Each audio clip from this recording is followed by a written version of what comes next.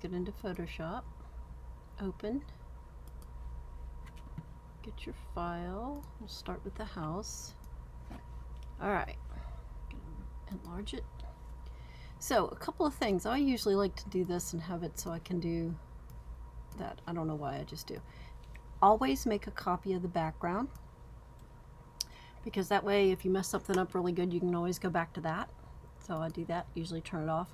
Also, the laser is going to be doing printing in black and white, so I always put an adjustment layer of black and white on there, which brings up these sliders. Now this is covering anything underneath it. So if I put it under, like in between here, it wouldn't cover this, but it would cover this. But anyway, we're gonna put it over everything at the top. Now, to adjust it, if you turn it off, you look at the colors, that actually has a little bit of red in it. It's hard to tell, but when you start pulling the sliders, you'll see. So look, see how that changes it up?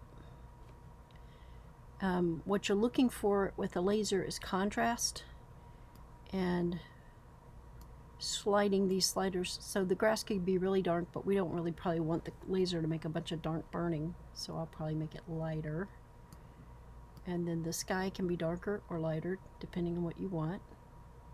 One thing I didn't do, and it's good to do, is to check your image size. So image size, this is only a 72. Now it's a very big inches, but it's pretty small. So you want to try to make everything 300 to print it. And it's going to up that. I don't need it to be 17 inches though. So let's say 6 inches, 4 by 6 for most printing. If you want to make it, if you know exactly what size you're going to make it, then make it that size and 300. 4 by 6 will print nice.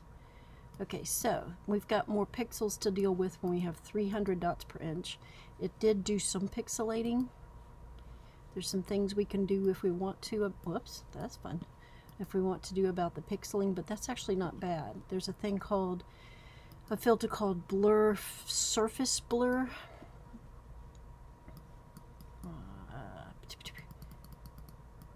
Okay, I'm selected this up here, which is why it's showing me the surface blur of that, which is silly. Never mind. Go back. Okay, let's look and see, like right around this chimney. Filter, blur, surface blur.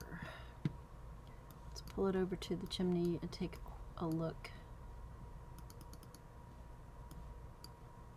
See what it does, like when you touch it and let go, it's like normal, and then with the blur, normal, and with the blur.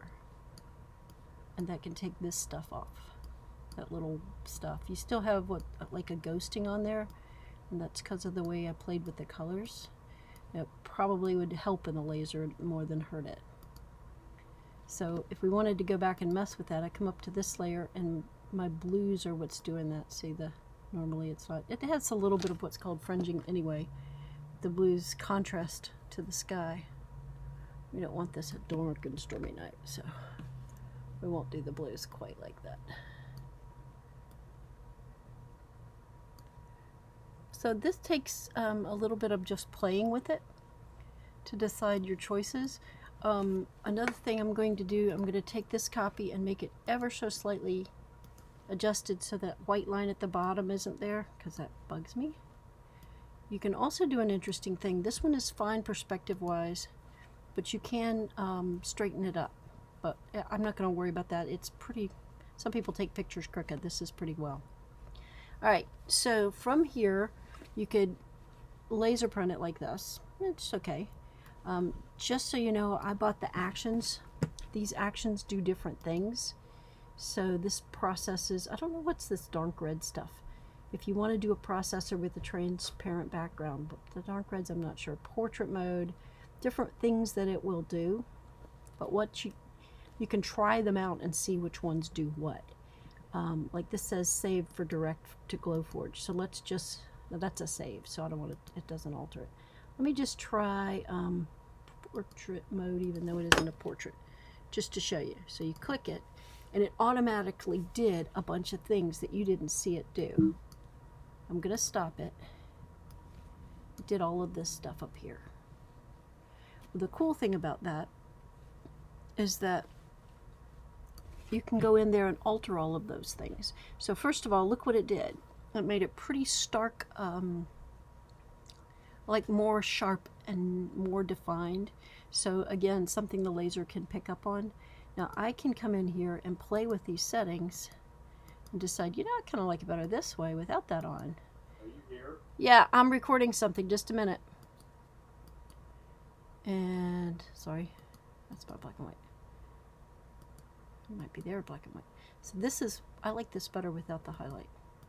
So to me, this is ready to laser. Now, if you wanted to do something, border it or fade it or whatever, here's a fade trick that I do. Take like a little border like this. And, sorry dude, I'm be with you in a minute. And then select inverse. And I usually go to the top layer. And then I'm going to go to select mask. And you can see in the red, as I pull feather, it makes it blurry. And I'm going to say, okay. And then on this top layer, I'm going to fill that with white. Edit, fill, white. And all that does is kind of blur out the edges of it. And see how it did that? And if you want that a little bit more, you just do edit, fill, white again. And then deselect. That is your image. And at this point, you can save it. Okay, let's see if I can end this recording. That's the tricky part, and save it.